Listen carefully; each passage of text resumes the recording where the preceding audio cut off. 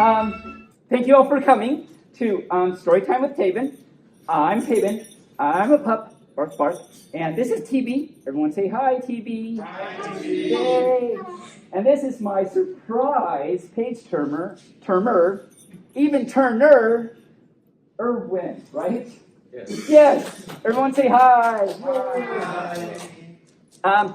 So I picked out some good stories to read to you today. Has anyone? You can say no. It's fine. But has anyone seen any of my story times or anything? A few. So for the few of you, thank you. And you might have seen some of these stories before, but I chose to do some of the same ones because they're just really good stories and I like doing them. There's some new stuff, but anyway, let's begin, shall we? I'm going to put TB right here. No, don't fall down. His, I don't know if motto or creed or whatever it is TB go fall down, because that's what he does. Look, his little paws are so tiny. Look, they're so tiny. Why is he upside down? I don't know. Thank you for joining us new people. We're just starting. Okay, so first story is... Ta-da. Wow. Well done. Good, natural. It's called, and everyone can hear me that wants to, that came in late? Okay, I'll assume that's a yes. So this is called Playful Puppies. Everyone say yay for the Playful Puppies. Yay! And this is a really good story. No, it really is, I promise.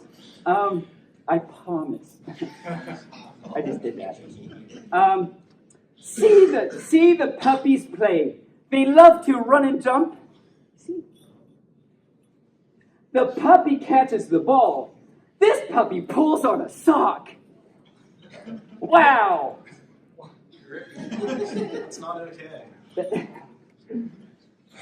Puppies can go high in the air. Good catch, puppy. Let's clap for the puppy. Puppies can jump through a ring. Good jump, puppy. Good jump. Puppy is what I meant. That's not what I said. Okay. Next page, yeah. You're natural. These puppies walk in a row. That's a puppy parade.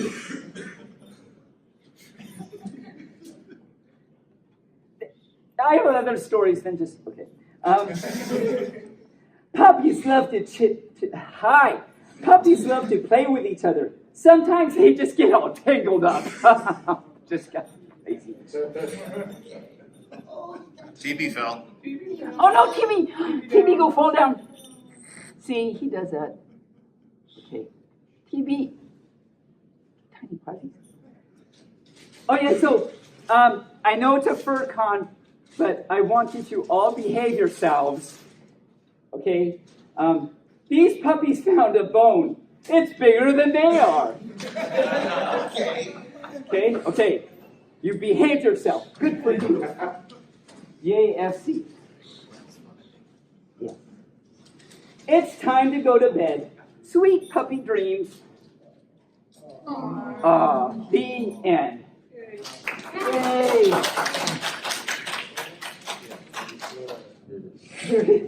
It worked. So again, you might have heard this one, but it's a really good story. I want to read to you The Three Little Pigs. Have we all heard the Three Little Pigs? Yay! But this is a politically correct version. And I'm not a political pup, so I'm not really sure what that means. But I guess we'll find out as the story unfolds. I hope it doesn't trump anything.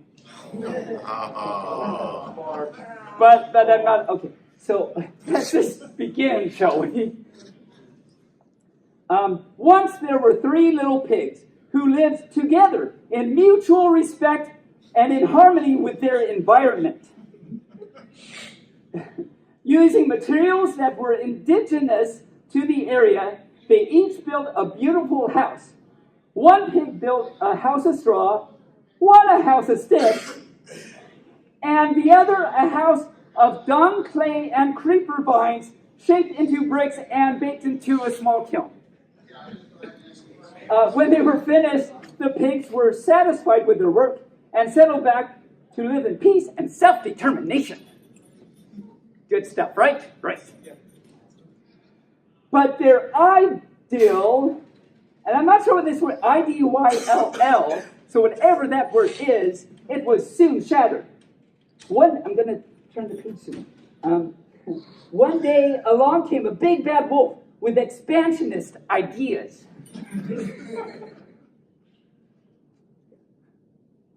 He saw the pigs and grew very hungry, in both a physical and an ideological sense.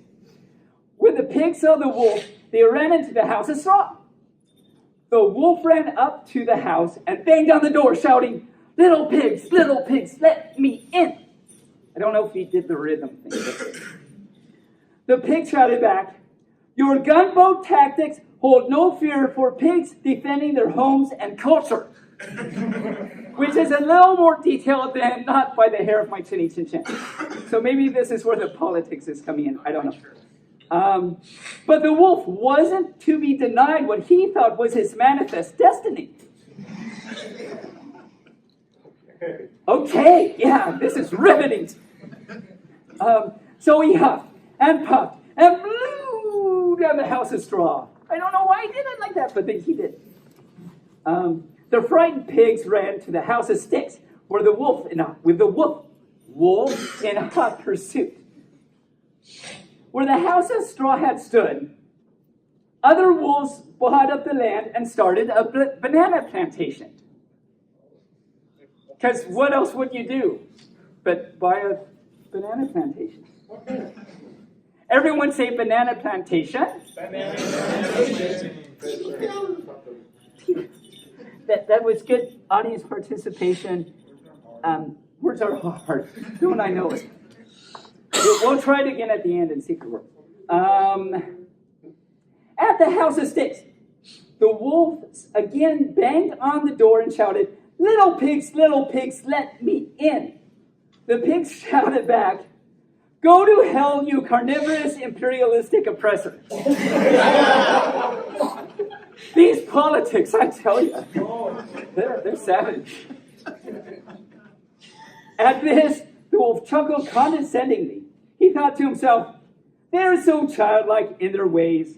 It would be a shame to see them go, but progress cannot be stopped." So the wolf puffed and puffed and blew down the house of sticks. The pigs ran to the house of bricks, with the wolf close at their heels. Where the house of sticks had stood, other wolves built a timeshare resort complex for holidaying wolves, with each unit a fiberglass reconstruction of the house of sticks, as well as native curio shops, snorkeling, and dolphin shows. This is a very complex forest they live in. At the house of bricks, the wolf again banged on the door and shouted, little pigs, let me in." This time in response, the pigs sang songs of solidarity and wrote letters of protest to the United Nations. Because that's going to get it done, right? My book. By now, the wolf was getting angry at the pig's refusal to see the situation from the carnivore's point of view. So he huffed and puffed and huffed and puffed, then grabbed his chest and fell over dead from a massive heart attack brought on from eating too many fatty foods. Okay, good. Okay, this is exciting. The three little pigs rejoiced that justice had triumphed and did a little dance around the corpse of the wolf. So it's a little morbid. Their next step was to liberate their homeland. They gathered together a band of other pigs who had been forced off their lands. This new brigade of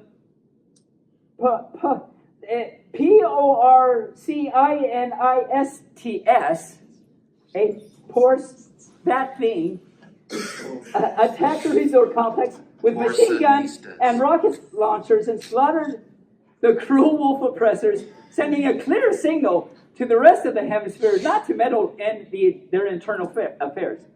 Then, the pigs set up a model socialist democracy with free education, universal health care, and affordable housing for everyone.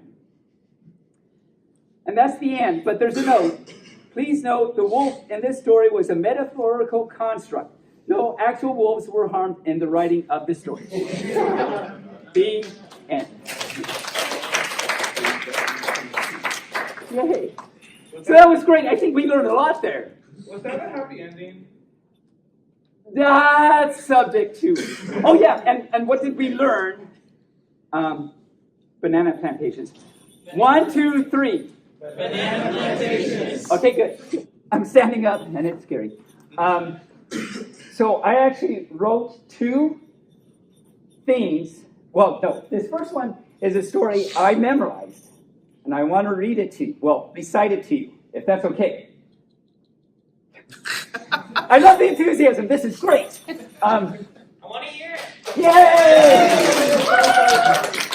So this is a story in that there are letters involved. It goes like this.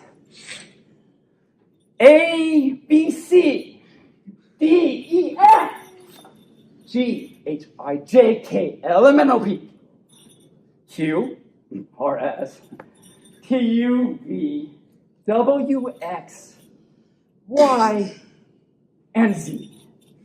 And next. I memorized that. I'm a pup. Okay, so that was that story. Oh, Kitty, go fall down. He just can't get over the porcionistas or whatever. So this book is called A Day in the Life of Marlon Bundo. Good, some people know what this is about. So I want to read this to you. And some of you already know that Mike Pence's family has a bunny named Marlon Bundo. And big, huge story. I mean, you can go on YouTube and see the John Oliver thing about... Mike Pence actually wrote a story about his bunny. But John Oliver, see the YouTube video so that you know how much we hate Mike Pence. And John Oliver wrote a story of his own about Marlon Bundo. And that's what this is. There he is. He says, "Hello, my name is Marlon Bundo, and I am a bunny.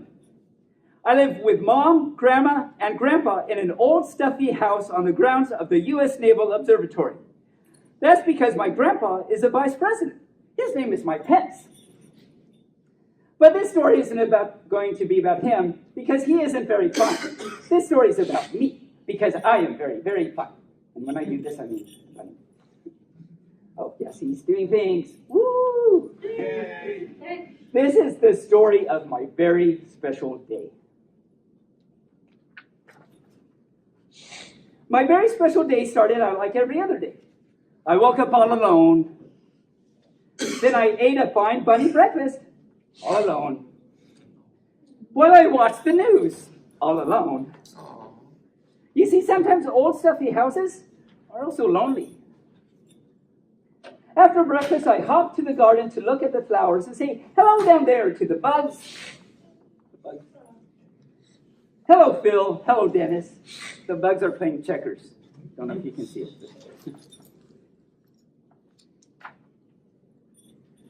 That is when I saw him. He was a big, fluffy bunny with the floppiest floppy ears and the bushiest bushy tail. He was bunny beautiful. There he is. I was standing still, but being near him made me feel like my heart was still hopping.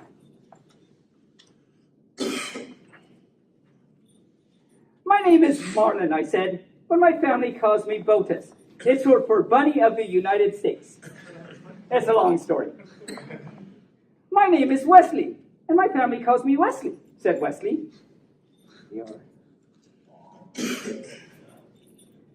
Wesley and I hopped together all around the garden. We hopped over daisies, we hopped over tiny carrots that weren't ready to grow up and be lunchies yet. We hopped over Phil and Dennis. Their little checkerboard game is all awry now.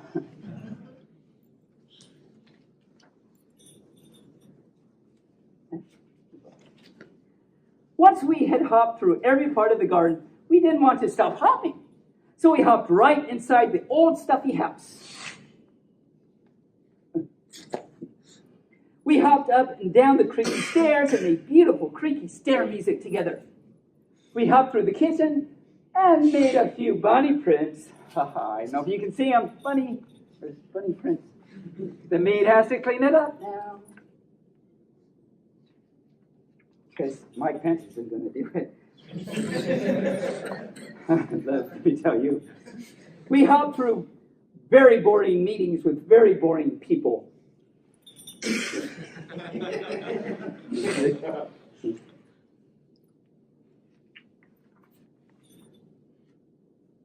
It was a very good hop. It was the best hop. And I realized something. When I hopped with Wesley, my old stuffy house didn't feel lonely anymore.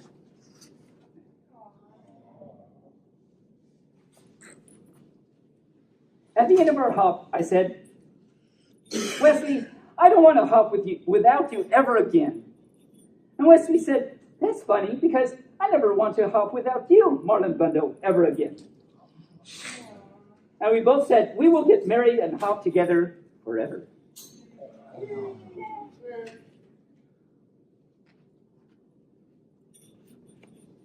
Hello, everyone, we said to all the animals in the garden. Hello, Phil and Dennis the bugs, and Pumpernickel, who is a badger, and Scooter, who is a turtle, and Dill Pickle, who is a hedgehog, and Mr. Paws, who is a very good dog. I like good dog. I try and be it. Anyway. Hello, all of you. We are getting married so we can hop together forever. Yeah. Hooray, said Phil and Dennis the bugs, and Pumpernickel, who is a badger, and Scooter, who is a turtle, and Dill Pickle, who is a hedgehog, and Mr. Paws, who is a very good dog. Hooray, said all of our friends, because that is what friends say.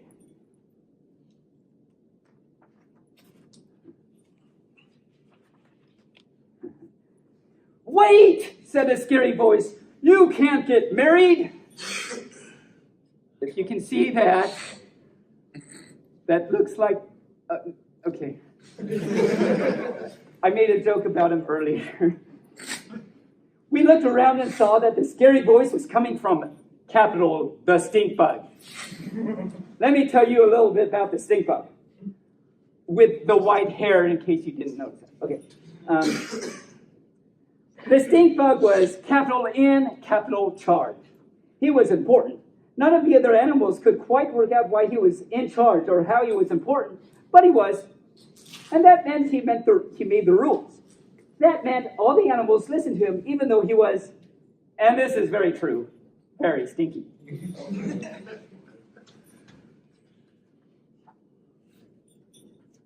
Boy bunnies don't marry boy bunnies, said the stink bug. Boy bunnies marry girl marries. Girl bunnies. I don't know what a girl marry is, but they don't do it. But this is the bunny I love, said Wesley. And this is the bunny I love, said B, Marlon Bundo. Just being next to Wesley made me a little braver. They are. Too bad, said the stink bug. I am the stinkiest and I am important. I am the stinkiest and I am in charge. Boy bunnies marry girl bunnies. Girl bunnies marry boy bunnies. This is the way it has always been. You are different. And different is bad. Boo! Yeah, let's all together now. Yeah. Big. The other animals whispered nervously among themselves. Pumpernickel, who is a badger, came forward. I am different too, he said. I eat my sandwiches crust first. I am different too, said Dill Pickle, who is a hedgehog. I read the end of the books before I read the beginnings, just to make sure they are not too sad for me. I'm different too, said Mr. Paws, who is a very good dog. Sometimes I sniff butts and I don't know why.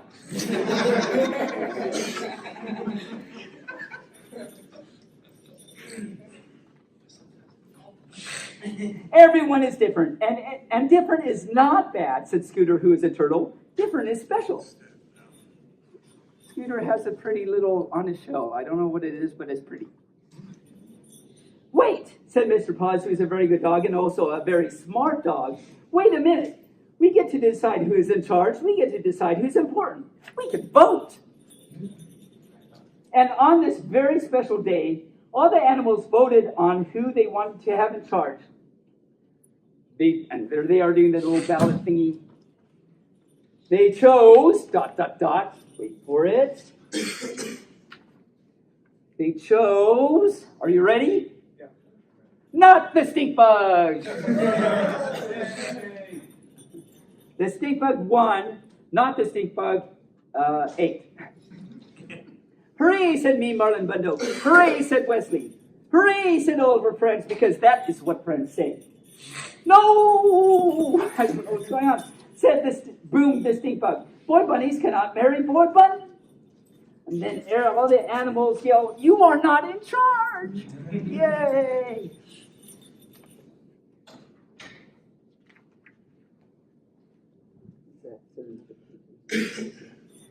So Wesley and I got married. We had 2 handsome groom otters named Muffins and Cubby, and a flower mouse named Hiccup. What was Hiccup doing to get that name? That was a bad thing. We ate and drank and danced the hokey pokey. And down here it says, dill pickle was especially good.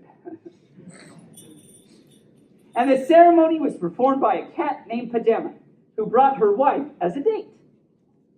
And there they are. Oh, it's so sweet.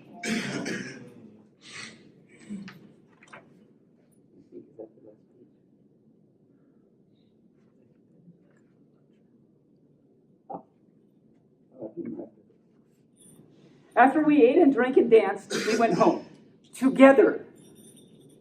We'd have to get some sleep, Marlon. Tomorrow we leave on our big bunny moon.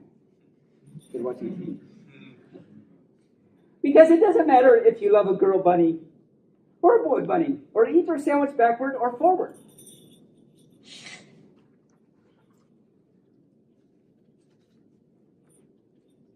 Stink bugs are temporary, but love is forever. The end. Now that's a really good story, actually. Also, if you buy it, 100% of the proceeds go to the Trevor Project or AIDS United. It's true. Just watch all of, I won't get into that now, but it's pretty awesome. Anyway, would you like more? You're going to get more. Yay! I wrote a song, and we'll see if I can do it, actually. I'm not quite sure, but it's called the 12 Days of Pupmas. Anyone get that? Yeah. It's not Christmas, but Pupmas. It's like Christmas. Yeah. Now, apparently, someone else, I think there's another version going around that I didn't know about, but this is mine. I guess this is 12 Days of Pupmas, Taebyn's version or something. But let's see if I can do it. Okay. I had to see if I remember. Okay. On the first day of Pupmas, my true fur gave to me a puppy hug so very fluffy. On the second day of Pupmas, my true fur gave to me 2 puppy pups and a puppy hug so very fluffy. On the third day of Pupmas, my true fur gave to me 3 barks, 2 puppy pups and a puppy hug so very fluffy. On the 4th day of Pupmas, my true fur gave to me 4 leaves to chase, 3 barks, 2 puppy pups, and a puppy hug so very fluffy. On the 5th day of Pupmas, my true fur gave to me 5 hugs from Taebyn, 4 leaves to chase, 3 barks, 2 puppy pups, and a puppy hug so very fluffy. On the 6th day of Pupmas, my true fur gave to me 6 tails wagging, 5 hugs from Taebyn, 4 leaves to chase, 3 barks, 2 puppy pups, and a puppy hug so very fluffy. On the 7th day of Pupmas, my true fur gave to me 7 balls are bouncing, 6 tails wagging, 5 hugs from Taebyn. 4 leaves to chase, 3 barks, 2 puppy pups, and a puppy head so very fluffy. On the 8th day of Pupmas, my true fur gave to me 8 tummy rubbings, 7 balls are bouncing, 6 tail waggings, 5 hi, I can speak, 5 hugs from Taebyn. 4 leaves to chase, 3 barks, 2 puppy pups, and a puppy head so very fluffy. On the 9th day of Pupmas, my true fur gave to me 9 kitties purring, 8 tummy rubbing, 7 balls of bouncing, 6 tail wagging, 5 hugs from Taebyn. 4 leaves to chase, 3 barks, 2 puppy pups, and a puppy head so very fluffy. We'll make it. On the 10th day of Pupmas, my true fur gave to me 10 pups a leaping, 9 kitties purring, 8 tummy rubbing, 7 balls of bouncing, 6 tails wagging, 5 hugs from Taebyn. 4 leaves to chase, 3 barks, 2 puppy pups, puppy heads are very fluffy. 11, yeah. I can't count sometimes. On the 11th day of Pupmas, my true fur gave to me 11 puppies puppying, 10 pups a leaping, 9 kitties purring, 8 tummy rubbing, 7 balls of bouncing, 6 tail wagging, 5 hugs from Taebyn. 4 leaves to chase, 3 barks, 2 puppy pups, and a puppy head so very fluffy. On the 12th day of Pupmas, my true fur gave to me 12 thorough brushings, 11 puppies pupping, 10 pups a leaping, 9 kitties purring, 8 tummy rubbing, 7 balls of bouncing, 6 tails wagging, 5 hugs from Taebyn. 4 leaves to chase, 3 barks, 2 puppy pups, and a puppy hug so very fluffy. I made it through. We made it through. Give your hands a round of applause. Okay, good. That was a lot of work, let me tell you. Okay, good, awesome. Okay, so this is one I haven't read to people before. So we'll see how it goes. Can you make that work? This technology, I can't do it with these puzzles. So this is another one of those politically correct things. And we'll see how it goes. This story is called The Duckling That Was Judged on His Personal Merits and Not on His Physical Appearance. So has everyone heard the ugly duckling before? Okay, so this is, okay.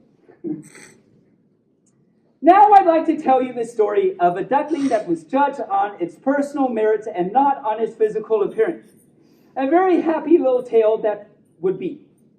Such a story would be completely make-believe, of course.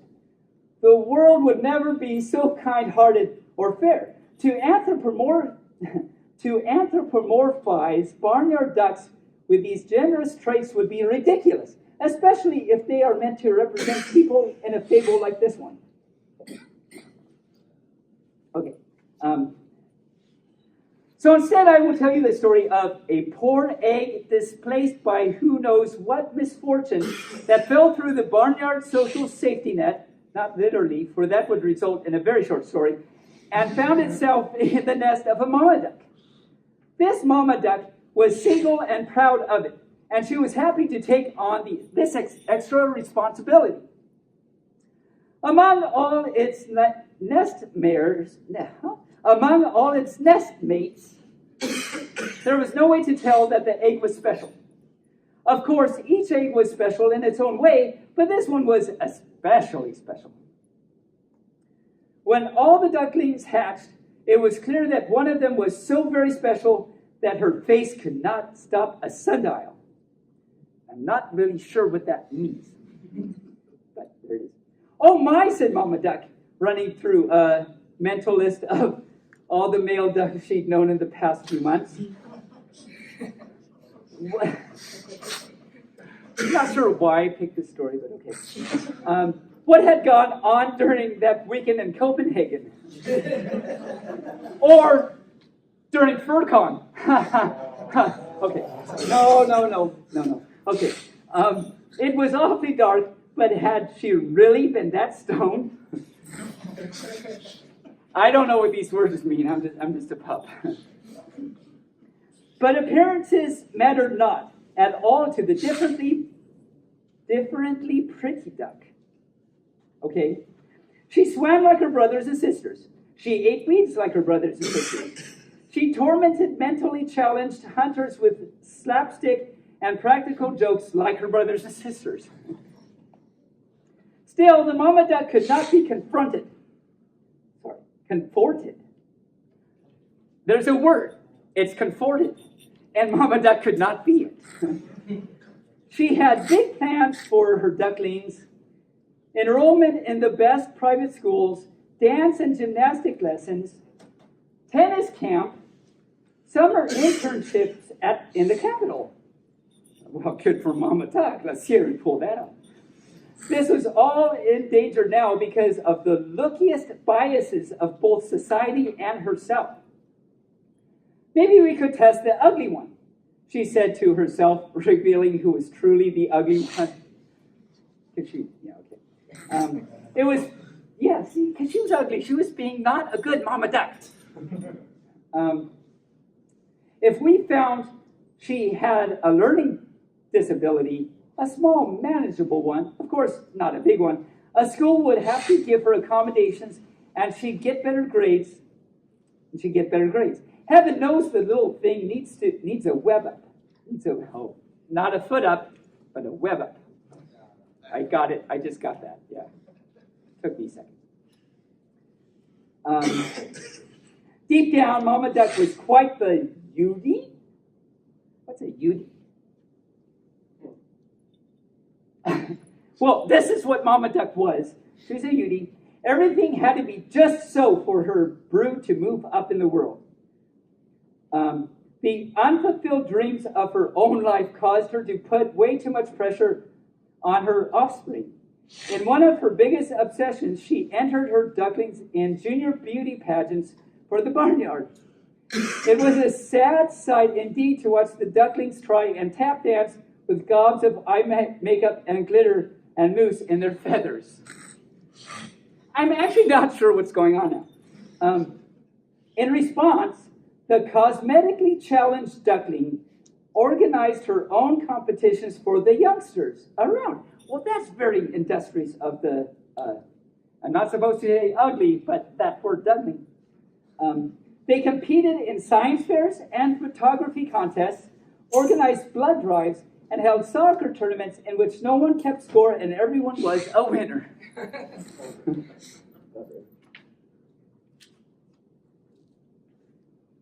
As she grew older, the alternatively attractive duckling became even more self-confident.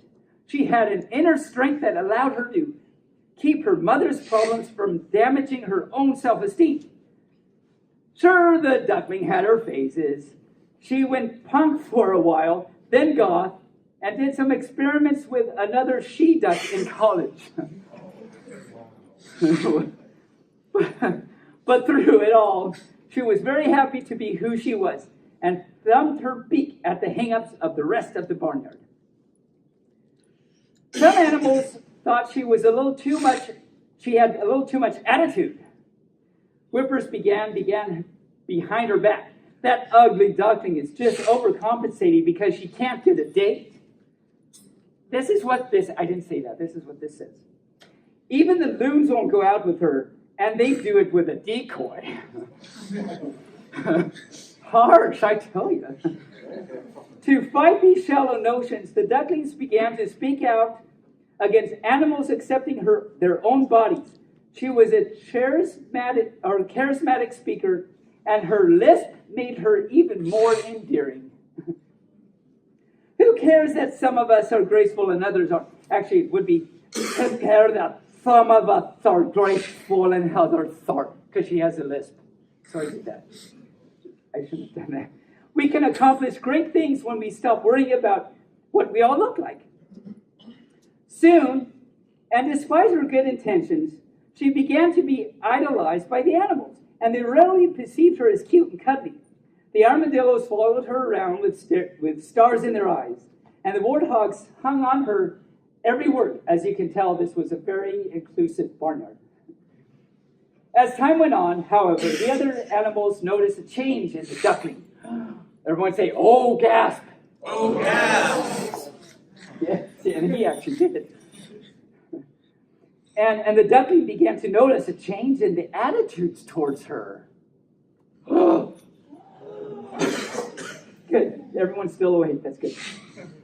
The animals who had been her friends seemed to treat her coldly and eventually drifted away. At the same time, the animals she previously had disagreed with, including her mother, began to accept her more readily. By accident, she caught a glimpse of herself in the calm water of the pond. Instead of mostly earth-toned feathers, she was now covered in smooth white down. Instead of a uniquely gangly neck, she now beheld a long, slender one. Oh. She was no longer a duckling with an individual style that went counter to the dominant beauty paradigm. She was now a graceful and elegant swan. Everyone go, "Oh!" "Wow!" she cried. "Look at me, what happened?" "Aw," smiled the other animals. "Isn't she just cute, the cutest when she cries?" "Don't condescend to me," she shouted. My, said everyone. "That's a mighty big word for such a pretty little thing. And that lisp, adorable." The former duckling left them and went to find her adoring fans. She begged them, "Don't hate me because I'm beautiful." The warthog and the armadillo frowned and said, "We don't. We hate you because you're a swan." And so, because of the lookist prejudices of barnyard society, the former duckling had an impossible time getting anyone to take her seriously again. Even on such life and death issues as protesting, "Fwa, fwa." Rest in peace, Mother Duck. Apparently that means when Duck's mommy died, I guess. No one listened to a word she said. The sad little thing spent the rest of her days floating around with the other swans, who could talk about nothing else but fashion, spa visits, and reality TV shows. The end.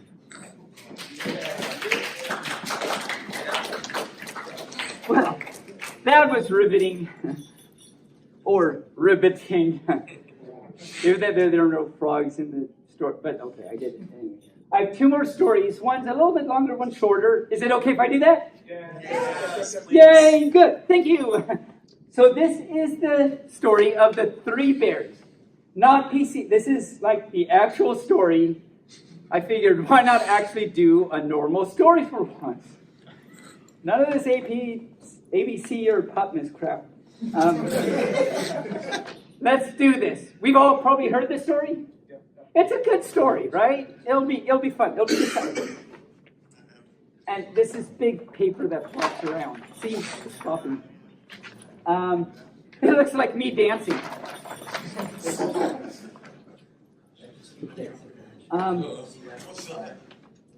In a neat little cottage in the midst of a deep woods, there once lived three bears. One was a great big daddy bear, one was a middle-sized mother bear, and one was a wee little baby bear. One morning, Mother Bear made a big batch of porridge for breakfast. She filled a great big bowl for Daddy Bear, a middle-sized bowl for her middle-sized self, and a wee little bowl for Baby Bear. Then they all went out for a walk in the woods while the porridge was cooling. That same morning, a little girl named Goldilocks had gone for a walk by herself. She had gone much farther than she should have and found herself in the deep woods where she had never been. Everyone go, "Oh no." Yeah. What? All at once, she saw through the trees a neat little cottage. I don't know if you can see that, but there it is.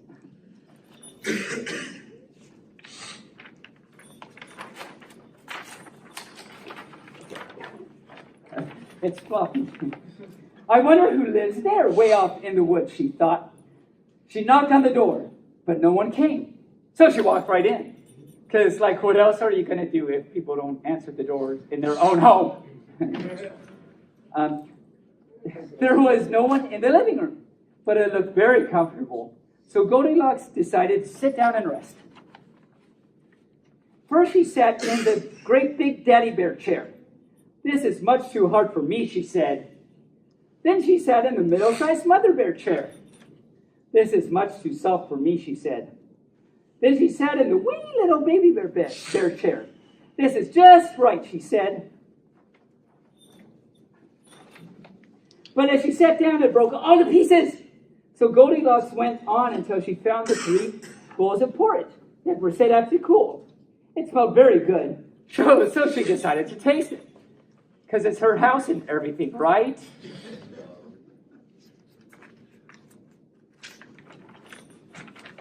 I think they have a word for people like her.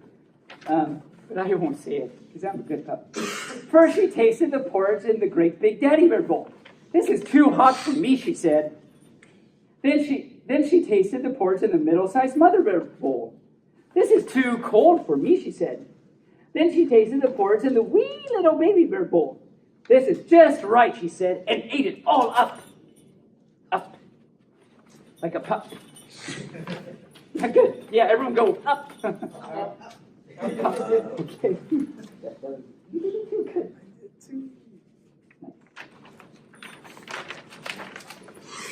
Then Goldilocks went upstairs. There was no one there either. But the beds looked very inviting. So she decided to take a nap. First, she tried the great big daddy bear bed. This is too hard for me, she said. Then she tried the middle-sized mother bear bed. This is too soft for me, she said. Oh, and it's bed.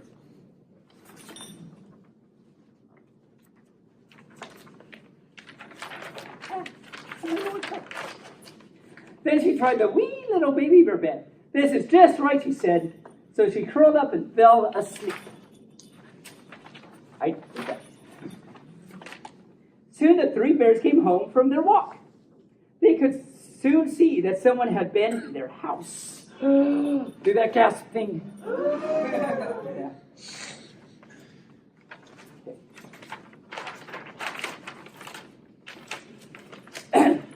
Okay. Somebody's been sitting in my chair, said the father bear in his great big voice. Somebody's been sitting in my chair, said the mother bear in her middle-sized voice. Somebody's been sitting in my chair, said the baby bear in his wee little voice. And I've broken it all to pieces. Because it's a baby bear. Okay. The 3 bears looked around at the bowls of porridge they had set out to cool. Somebody's been tasting my porridge, said the father bear in his great big voice. Somebody's been tasting my porridge, said the mother bear in her middle-sized voice, which sounds like she has like a speech impediment or something. Somebody's been tasting my porridge, said the baby bear in his wee little voice, and I'm eating it all up.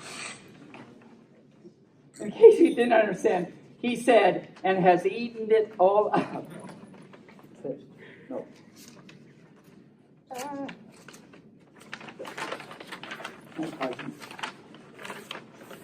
Somebody's been sleeping in my bed, said the father bear in his great big voice. Somebody's been sleeping in my bed, said the mother bear in her middle-sized voice. Somebody's been sleeping in my bed, said the baby bear in his wee little voice. And there she is! Just then, Goldilocks woke up when she saw the great big father bear and the middle-sized mother bear and the wee little baby bear all standing there looking at her. She sprang out of the wee little bed and hurried down the stairs and out the door before the bears could turn around. I'm excited.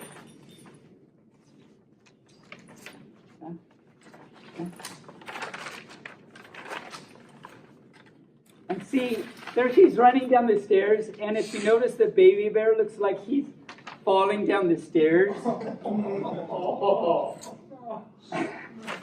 That's what he gets for not eating his vitamins.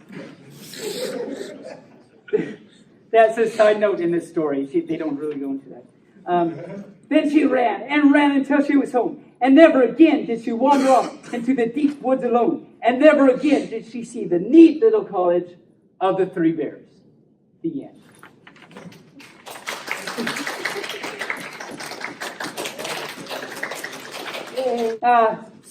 I have one more story. And actually, for all of you that stay till the end, so thank you for staying this long, you all get a little thing. You all got a little card thingy, but you also get other things.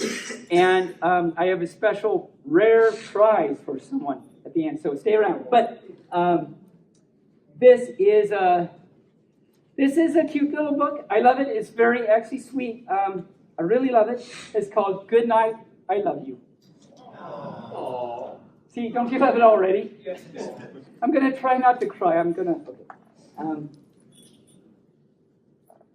When the dot... Hi. Let me start that over. I'll start over. This is called Good Night, I Love You. Okay, no, good. We're starting again. When the day is at a close and sunset paints the sky, Mommy Owl comes swooping in to sing her lullaby.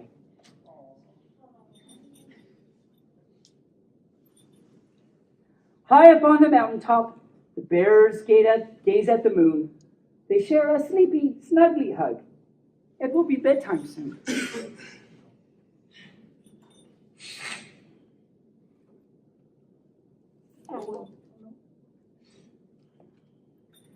Mommy calls her babies home. Mommy calls her babies home and gives each one a kiss. The ducklings raise their heads up high, each kiss too good to miss.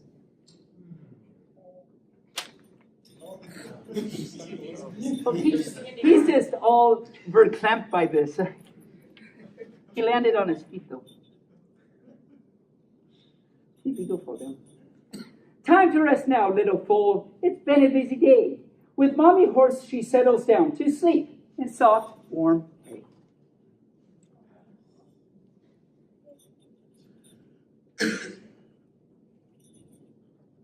Nose to nose with Mommy Cat, or in the chilly weather, tiny drowsy kittens are all snuggled up together.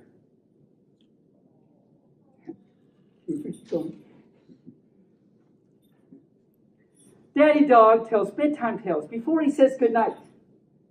One by one, the pups drift off beneath the soft moonlight.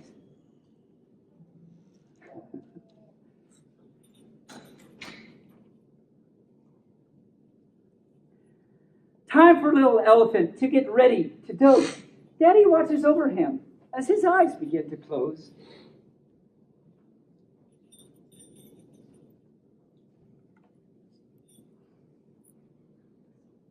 Now it's time to cuddle up and sleep the whole night through. Sweet dreams, my precious little one. Good night. I love you. And the end. Yay. So neat. This has been great. I hope you've all had a good time. Yay!